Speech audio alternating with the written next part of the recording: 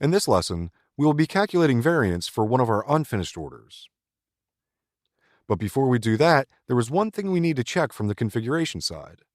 Let's open transaction OKG9. This transaction is used to link controlling areas with result analysis versions. Result analysis version allows you to maintain different versions of a result analysis key. As you know, result analysis key is used to control how WIP should be calculated for different orders. If you check any of the process orders we created, you can find result analysis key on the control tab of the order.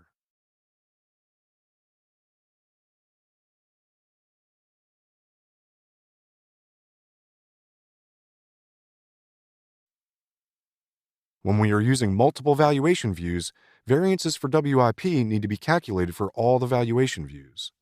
This is achieved by maintaining these three result analysis versions for the controlling area using multiple valuation views.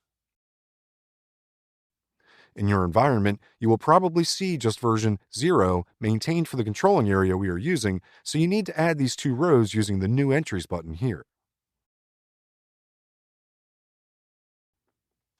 You will see the versions available in this list. Just double-click them, and the system populates all the data for the version automatically. After you have maintained the result analysis versions, we can go to transaction KKAX that is used to calculate variance for a single work-in-progress order. Enter the process order number of an unfinished order.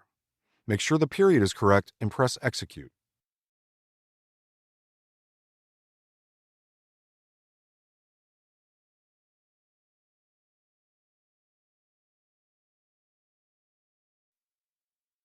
You can see that WIP has been calculated for all the valuation views. Once again, there is some cost element master data missing from IDES that might prevent you from running the WIP calculations. The system might give you an error message saying that some cost elements are missing. You can add the cost elements using transaction KA06. Check the error messages for the missing secondary cost element numbers and then copy them, for example, from the controlling area 1000, which has more complete data maintained for it.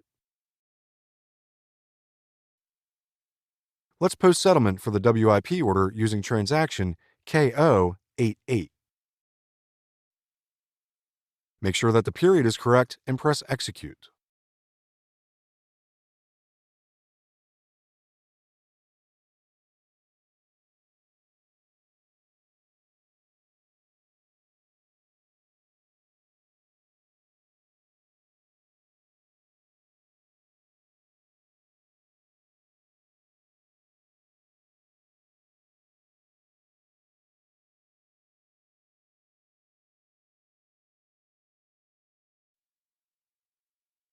Let's check what happened in the material ledger related to the posting for this settlement.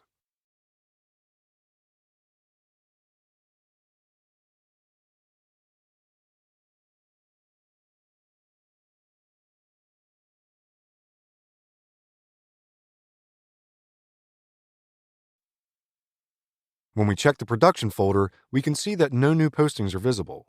When we are posting settlement for WIP orders, the system does not create a material ledger document. Now it's time for you to calculate variances for all the finished and unfinished orders you have created. You can calculate variances for all your finished orders at the same time using transaction KKS1 and all your WIP orders using transaction KKAO.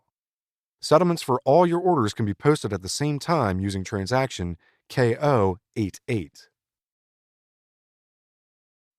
In the next lesson, we will start going through the steps related to the closing of the material ledger and performing periodic actual costing run.